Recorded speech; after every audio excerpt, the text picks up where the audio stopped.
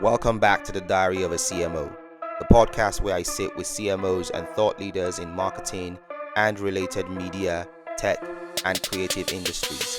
We'll talk about how they got to where they are, strategies and life lessons we can learn from them to help build a career, business, and ultimately a life that we love. I hope you enjoy, and please subscribe. Hi, everyone. Thanks for joining the first episode of the Diary of a CMO. I have my guest here today. I thought about who the perfect guest would be to launch this platform, and it didn't take me too long to figure out who it was going to be. And I have with me on the pod today Matt Scheckner, the founder and chairman of Advertising Week, a global B2B event platform. I'll let Matt do a bit more intro about that. But Matt, it's so good to have you on the pod. Thank you. I know you're you're a very busy man on a trip right now. Thank you for taking time out to do this for us. It's great to see you, EYITAYO. I'm flattered and honored to be your first guest. It's great to see you. I am in London. I think it's a little late for both of us, but could not be more pleased to be with you and looking forward to our conversation. I appreciate it. So for those who are meeting you for the first time, if you had to introduce yourself to them, how would you introduce yourself? Well, I for the last 20 years, I have been immersed in the CMO community globally as part of what I do, having started Advertising Week 20 years ago in New York. Advertising Week, as it has grown, is the largest event in the world that unites the creative brand, content creator, which is increasingly an important part of the business, marketing, media, technology sectors. So it's sort of like a festival, all B2B. It's very upbeat, but we talk about serious issues. But there is definitely a energy to it. It was built not just for senior leaders in the C-suite, but also for young people. So very purposefully, we are in major cities where the industry has a lot of people. So we're in New York, we're in London, we are in, we launched in Sydney and Tokyo, we're in Mexico City, and very proudly, we were the first event of our kind to launch in Africa. It was a long time coming. We worked very closely with a number of your countrymen from Nigeria as part of the early team. And we launched in Johannesburg in February of 2023, and we will most certainly be going back to Africa in 2024. Wow. It sounds like a truly global platform in terms of covering all the major cities across the world. Is there any city in view right now? Just asking. Is there any other city in view right now? Oh, yeah. I mean, listen, we're always looking. I think I had a dinner last night here in London with some colleagues about India. It's now the largest country in the world, surpassing China. So I think that's an interesting market. There are conversations that have come in and out about a lot of places. We've talked about more in APAC, in Singapore, been there a bunch of times. We are looking very hard at MENA. And we'll be doing an initial project, not a full-blown Advertising Week, but sort of an initial toe in the water, if you will, in Saudi later this year. So, I think we're always looking to go and grow. Interesting. I think one of the most fascinating things I have seen in my experience in terms of attending, Advertising Week events. I've been to New York and London. What I find is that you are I like to think of you as a relationship genius. Like that, I don't know how you do it, but you have this way of being able to manage and nurture and grow relationships. How have you been able to do that, given that all of these years, all of these cities, all of these partners, all of these companies, how have you been able to do that? Well, thank you for saying that, first of all. But I think it is a reflection of who you are as a person. Put the business aside. It's been a great privilege.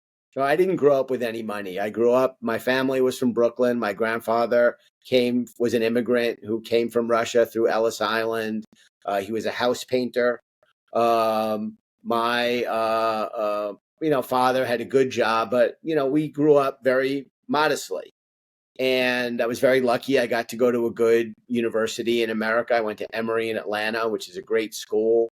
And I never imagined that I would travel to the places that I've been. To have been to Tokyo and to Beijing and to Sydney and to Melbourne and to Johannesburg and to Cape Town. Have not been to Lagos yet, but very much want to. Istanbul and Athens, and I was just in Riyadh.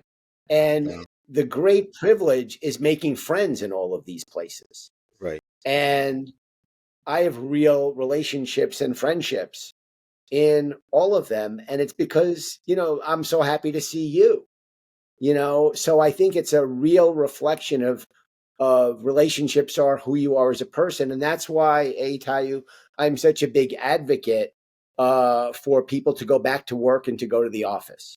Right. Because while the Right. medium that we are on now allows you to get something done, we're able to record, your podcast using this medium, but it's not the same as sitting and having a meal with someone.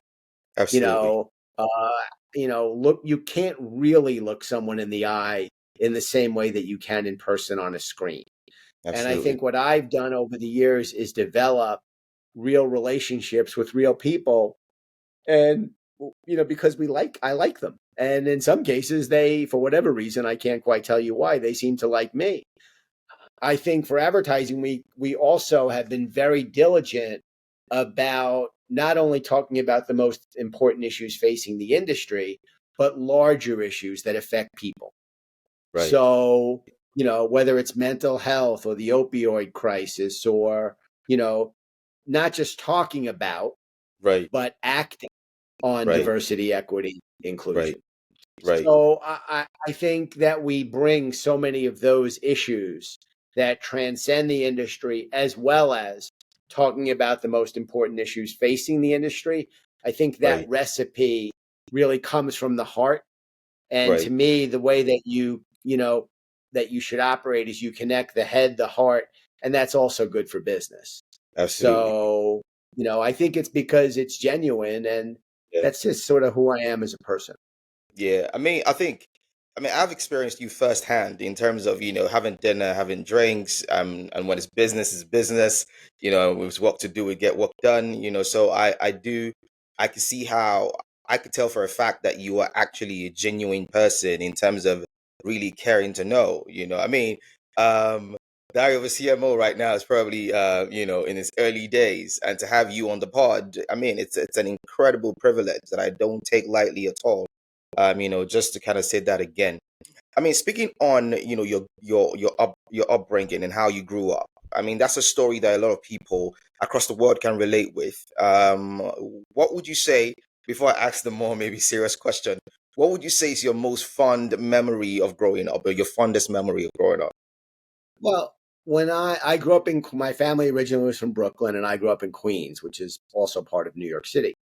Right. And when I was very young, going to first grade, second grade, third grade. So when I was 6, 7, 8 years old, we used to walk home for lunch, and you would have an hour, and you would literally walk home. It was about a 8, 10 minute walk.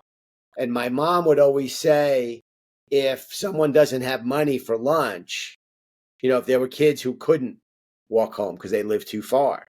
And she would always say, if somebody didn't have money for lunch, you can bring them home for Wow. lunch. Wow. So I had a friend from Ghana, Eddie Kelly, and I would bring Eddie home for lunch. I had a friend, Fritz Isaac, who was from Haiti, and I would bring Fritz home for lunch. Wow. So I think one of the things about kids that's wonderful is kids don't see color. Mm, And most people change over time. right. And I think a very big part of who I am and what Advertising Week has become, we're the only event of our kind in the world. We have more women than men on stage. In the UK last year, 40% of our speakers were people of color, Black people, brown people, Wow. yellow people. Wow. And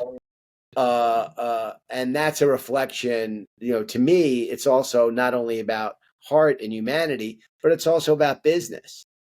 Why wouldn't you want to talk to all of your customers? Right. If I'm the chief Right. marketing officer of America, within my lifetime, more than 50% of the United States is going to be non-white.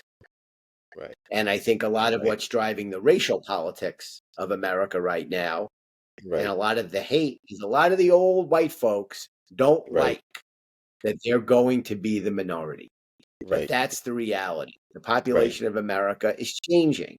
We're Right. about 21% Hispanic right now, about 13% Black. You have a huge Asian Pacific Islander population. And simply as a reflection of how many children the average Hispanic family has, the average Black family has, versus the average white family, the numbers are growing higher and faster. Right. So, from a business vantage point, I would view that as an opportunity.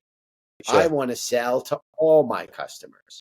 So I think for me, the upbringing and my mother's influence, really stuck with me, and I Right. just sort of stayed that way my whole life. There's an African proverb that says it take well, maybe not African, but it takes a village to raise a child, right? And you find that in this part of the world, in Africa, that's like something that we kind of live by, and it's interesting to see how those cultural nuance in a way kind of overlaps. Speaking of cultural Hmm. nuance and your experience in terms of hosting this advertising marketing tech, creative media event across the world. What are the things that you've seen in terms of, for example, similarities from a consumer behavior standpoint or from a behavioral standpoint generally? And what are some of the overlapping nuances that you've seen as well in all these years? I think everybody's got the same issues. Right, If you go from Sydney to Johannesburg to New York to London, all over the world, everyone's worried and challenged by and excited and energized by pretty much the same set of issues. There are perceptions that some parts of the world are ahead on some areas and that right, some folks are behind on some areas. right. But the reality is, the digital revolution is everywhere. Mhm. And remember, EYITAYO, when we started New Advertising Week in New York in 2004, Facebook was still on the Harvard campus. There was no iPhone. There was Right, no Android. There right, was no YouTube. There was no AI. right. Nobody was talking about data and privacy and all the issues, the streaming revolution. Nobody was talking about any of those things because they didn't even exist. It's not even like they were in their infancy. A lot of these things didn't exist at all. Right. So we have watched the rise of the digital revolution all across the planet. And in many ways, it's a great equalizer. I remember Right. many years ago hearing Bob Greenberg speak. Bob is the founder of RGA, and RGA was really Oof. first to digital, right? Bob is a legend, still around. They did so much groundbreaking work with Nike and many other great iconic brands. And I remember sitting in the audience listening to Bob speak, and he's been on our stage many times. And that was with the days of the old Nokia, flip phone, The phones. early days of the mobile Yeah. phone, Yeah. and or the Razor, the Motorola, they were the early days. Hmm. And I remember Bob said, that over time, the phone is going to become a computer in your pocket. And I walked out of there and I was like, I don't know. I mean, that was the big speech, and in my head I was, I don't know, you know what? He was right. And when you look at the power of the mobile phone, good and bad, right? Because I think a lot of the technologies and the platforms and social media in particular, it cuts two ways. I don't believe that the founders of a lot of these technologies imagine how bad actors would use Absolutely. the Absolutely. technology. Absolutely.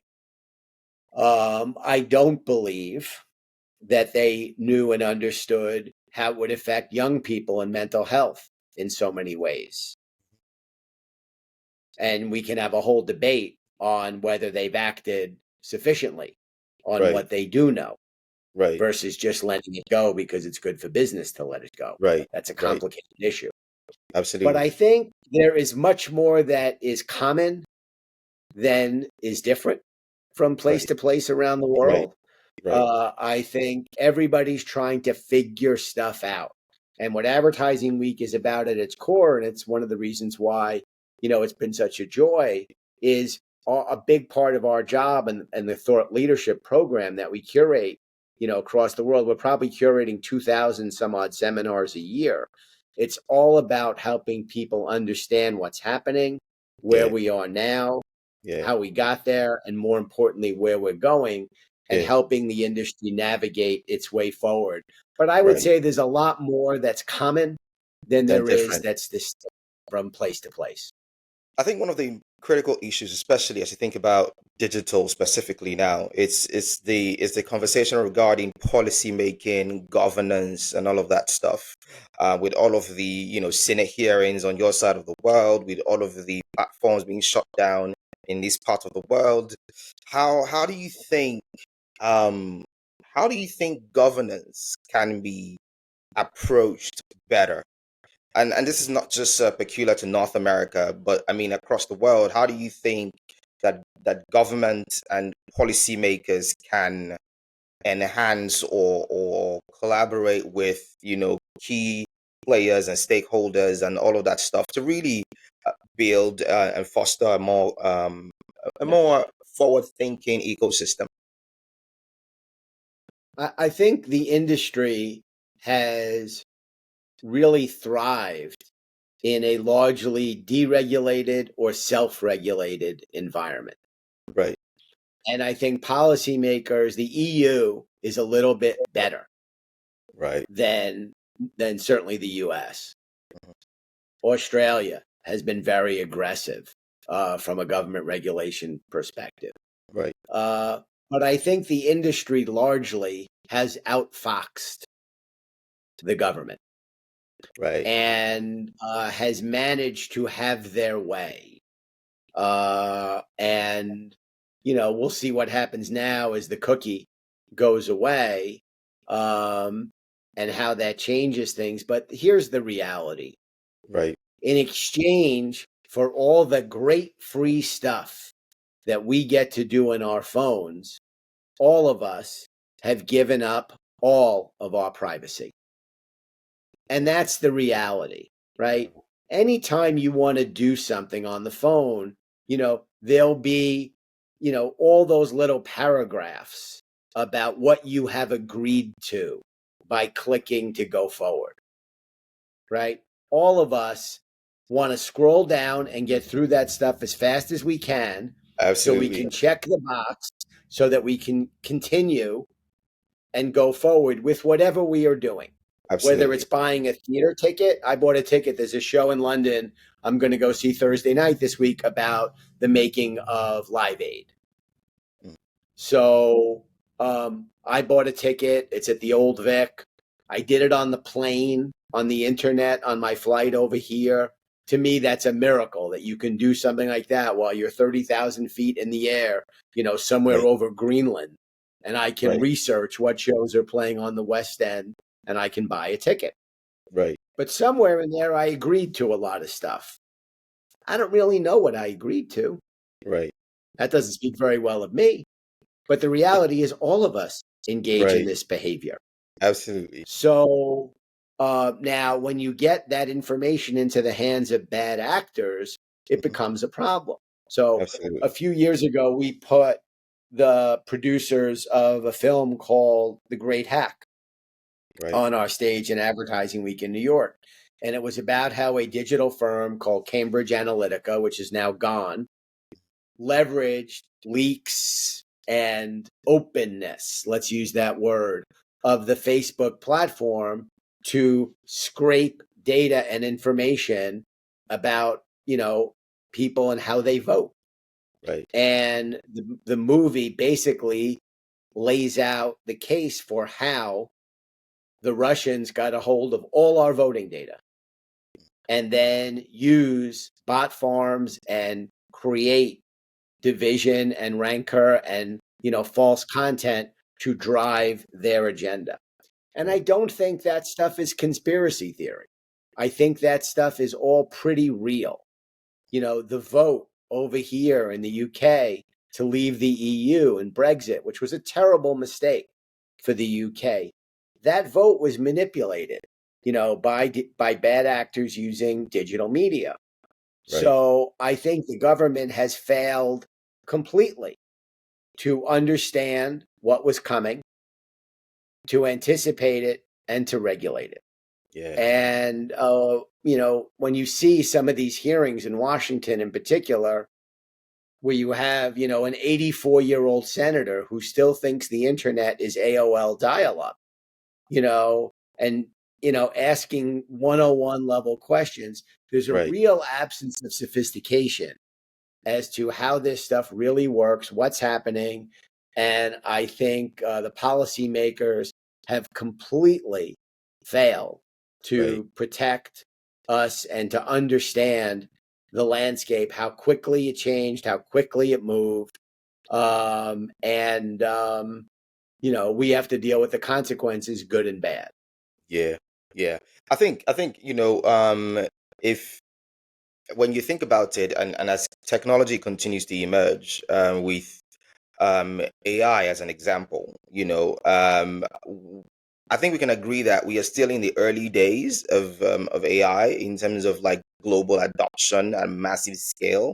We're in the early days, and I think it's a good time for policymakers across the world, Africa, North America, Asia, wherever, to really start. I mean, because we're at those early days now. Before this rocket ship, goes far ahead of them. How can, speaking of AI now, like how do you think they can do things differently? How can Well, policymakers and governments across the world, how do you think they can do things differently as it relates to AI, seeing that we are still in the early days of that technology itself? listen, artificial intelligence is the number one topic right now everywhere. And Absolutely. it's because people are trying to understand the implications and trying to figure out and prepare. And everybody thinks in some fashion that their business is going to be impacted by AI. You ask a good question, EYITAYO. I am hard pressed to be able to say to you with a straight face that our elected officials in my country, in your country, in the EU, that they will be able to keep pace Right. with change. And not unlike lobbyists years ago, kept Washington from doing what they needed to do to curtail smoking. There've been a Yeah. lot of great films and Right. documentaries made about how the tobacco companies successfully Right. leveraged lobbying and leveraged legislators to slow and stave off legislation, to impact people smoking. And I Right. think this is kind of the same thing. You Right. know, there are very sophisticated lobbying organizations that all the big players in technology have, and they're all trying to figure out now how they're going to maximize profit and make money, and are pouring tons of money into the science and engineering of AI. And as happens, the bigger players are going to have a bigger share. Sure. There's a whole ecosystem of startups that feeds up into that bigger system. Yeah. But if you're asking me to make a bet, yes or no, will government be able to keep up intellectually and then in turn legislatively? I bet no. Right. And I hope that this is not like Jurassic Park, 10 years or 20 years from now, that we have created something that we cannot control. And very smart people are worried about that. Right. And I'm not smart enough to tell you that that will happen or won't, or how it will or how it won't. But I do think that we are unleashing something that's very powerful into the world. And if over time you're creating something and unleashing it that may be smarter than we are, and that can, move faster than we can. I remember when they had IBM Watson and it played, I think it was Garry Kasparov, then the world champion in chess, and that machine can come up with, a million different moves per Right. second, Right. So, I think we're in for an interesting time. I hope it is used for a positive purpose and for good. But unfortunately, historical precedent and recent precedent tells us that these same technologies will get into the hands of bad actors Yeah. and create some problems. And the world's got a lot of problems right now. Right. So I think there's a lot to be excited about. And in equal measure, I think there's a lot to be concerned about. And I have very little confidence in the ability of Western government Mm. to protect us. I think the Chinese government has its own agenda. Right. I think the Russian agenda is its own agenda. And we'll see what happens. But I think it's going to be an interesting time. Speaking of Yeah. which, when because of the kind of schedule you have, like, just give me, take me into what your, I wouldn't say typical day, because I don't think you have typical days, but if you were to just run me through, for example, today, what has your day been like today? Well, I think, no 2 days are the same. Mhm. So because I deal in different time zones, almost every day, certainly during the business week, I'm either up very early or very late. Inevitably, it's, the humorous way to look at it is someone is always going to be inconvenienced. Sometimes I am inconvenienced, sometimes Right. I am inconveniencing someone else. Got it. Got it. But my days typically start either very early and end late, sometimes both. Um, and, I come and I travel quite frequently because I place a great premium value, going back to an earlier part of our conversation, on seeing people in person. Right. So tomorrow I'm having breakfast with the head of EMEA for Bloomberg. Then I have a meeting at Abbey Road Studios. Then I'm stopping and seeing Kate Garvey, who runs something called Project Everyone, which is a very big part of the NGO and UN Sustainable Development Goals. And we have a big project we're doing that's new Right. around the intersection of the climate crisis and technology. So I'm Right. going to talk to them about that. Then I'm Right. having lunch with the head of the Advertising Association, which is a big trade group here in the UK, and has started something called AdNet Zero, which is also has to do with the climate crisis, and where they're going to be involved in our event that we're doing in America called Climate Tech about that issue. It'll be in Boston in June, a new event. And we help them launch AdNet Zero in America at Advertising Week in 2022. There's a lot of people who I catch up with who I like to see. I sort of stay friends with everybody, even if they're not if I've been friendly with them, I don't really care what their business card says. So I was with a friend of mine today, Jeremy Tester, who ran Sky Media here. Jeremy retired a few years ago. He's not in the business anymore. He's genuinely retired. But, Jeremy and I are friends, and I always make time for, to see him. And I'll always say, I don't care what your business card says. I like you. So I think, I keep busy. I try to see people in person. I won't let my head hit the pillow till I know that I've sort of cleared, what was in my head to get done for the day. I have one more thing, to do after we're done, and it's pretty late. It's almost 11 o'clock p.m. Wow. Wow. But that's okay, and especially when I'm on the road, I'll push myself really hard And then the goal in my head will sort of be to get to the flight home, knowing that, I'll have an extended period of time to rest. What about family in the So middle of for all of me, it's this? Like, about getting to the flight home, and in between, I stay as busy as I can. But if I don't have a business thing like Thursday night, I'm going to go see, that show about the making of Live Aid. right. I love to go to the great jazz club, Ronnie Scott's in London. Late night.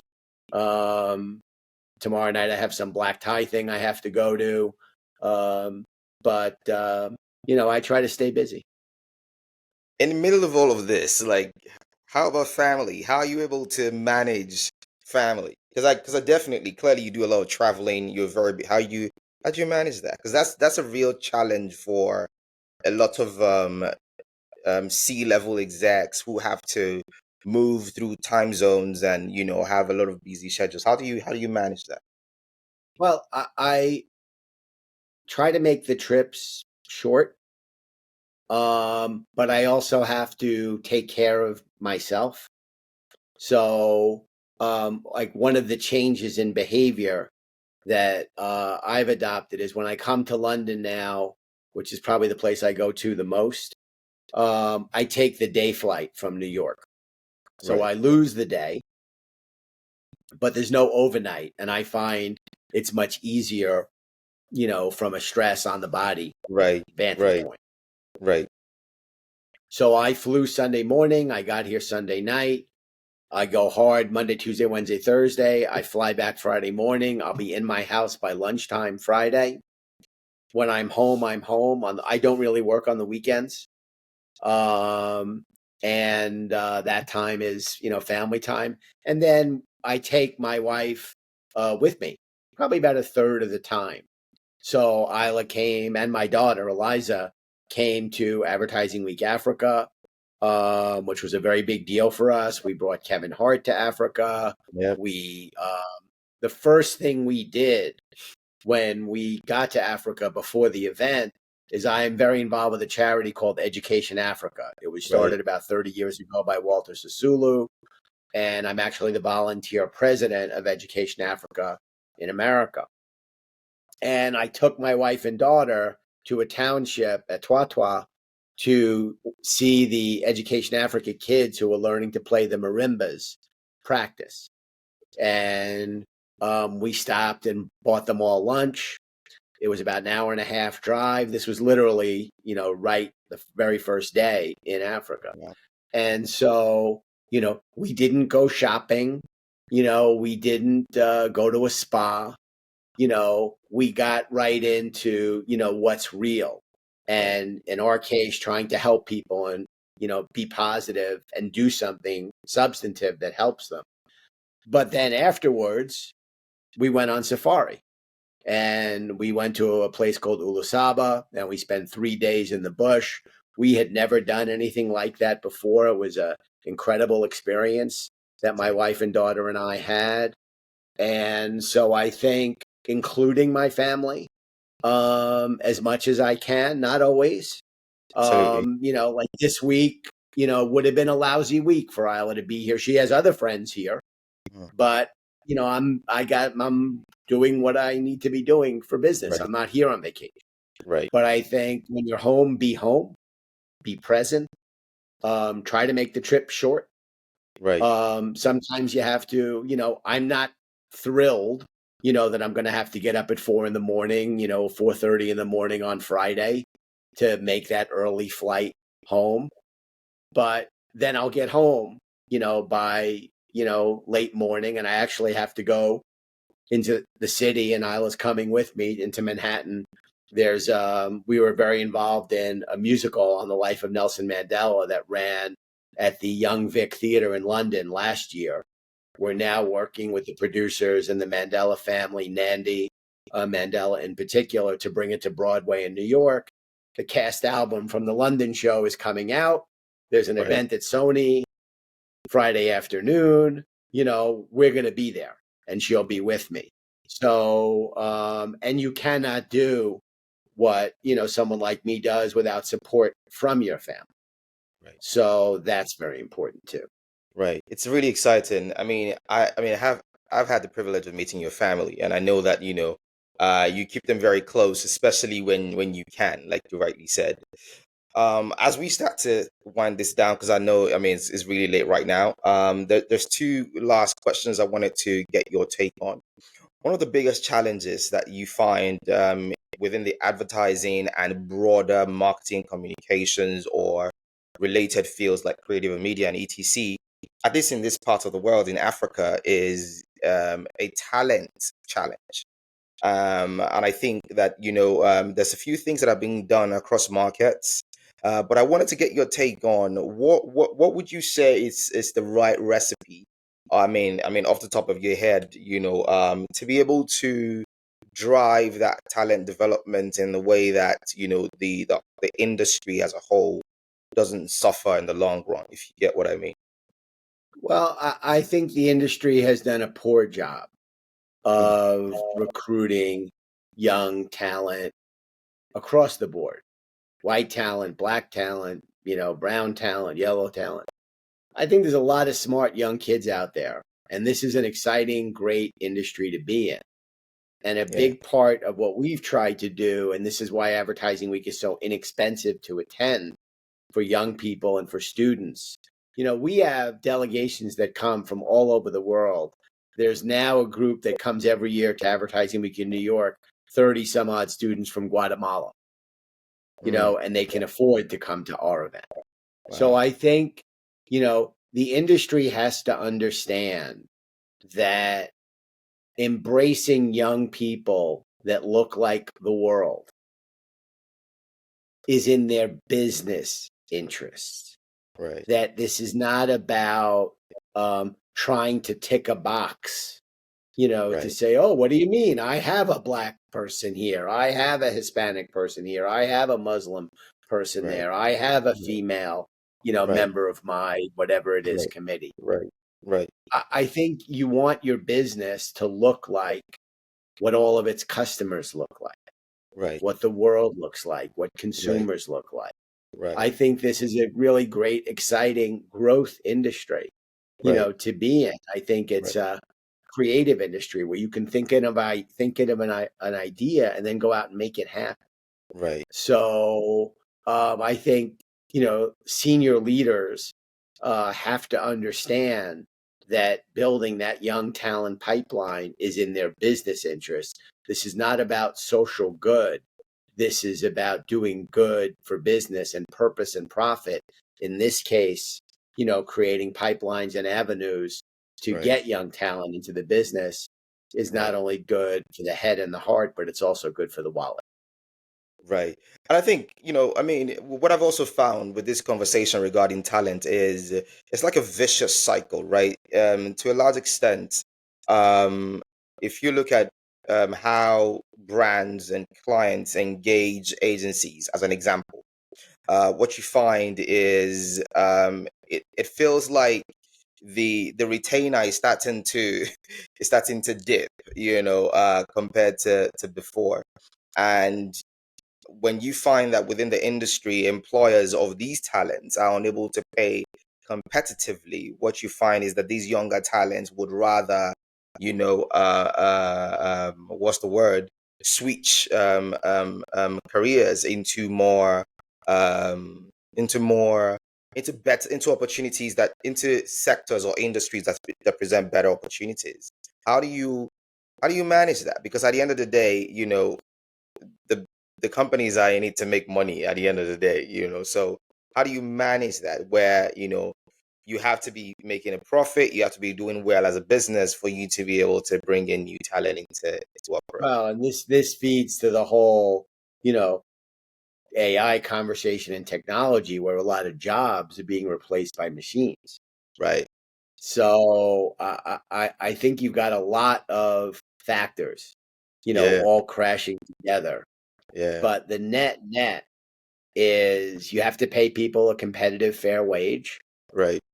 You want your company to look like, if I'm running things, to Right. look like what the rest of the world looks like, Right. right? And you have to understand culture. that means you have to embrace culture and you have to have a team that looks like and acts like all of your customers. Right. So listen, I think, the industry has not been kind, for example, to women who want to advance their careers. And Yeah. then somebody said, well, why should I invest? She's going to go have a baby and maybe Yeah. she'll come back. Maybe she won't. But here's the reality. Female-led businesses are more successful than male-led businesses. That's a fact. That's a fact. 2% of private equity money, new money, goes to female-led businesses. Yeah. 98% goes to male-led businesses. Yeah. That's crazy. So Ridiculous. I think there are a lot of inequities baked into the system. I don't think the playing field is level, but you have pockets of success. Like we brought Kevin Hart to a school in Orange Farm, which is a very challenged township about an hour outside of Johannesburg. And there's a school there called Masembambane that Education Africa built. It's about 1,200 students. They have a 100% graduation rate. 100%. Wow. These kids Wow. are amazing. Wow. So I think, one of Mandela's great proverbs is around education is the most powerful weapon we have to alleviate poverty. Right. And I think our leaders in government and our leaders in private industry have not just an obligation, but an opportunity to ensure their future and the future success of their companies and their communities by making sure that we are investing in education. That's our best chance, Right. is that young people will be educated, and then you've got to give them the opportunities to make, good choices and create opportunities for them, because it's Right. good for them, but it's also because it's good for your business. So I Right. think inequities in the system, inadequate access to good education, in a lot of communities, the system in a lot of ways is failing us, EYITAYO. Yeah. And I Yeah. think when you see examples like Masimbambane, you come away feeling like, hey, you know what? It doesn't have to be a failure.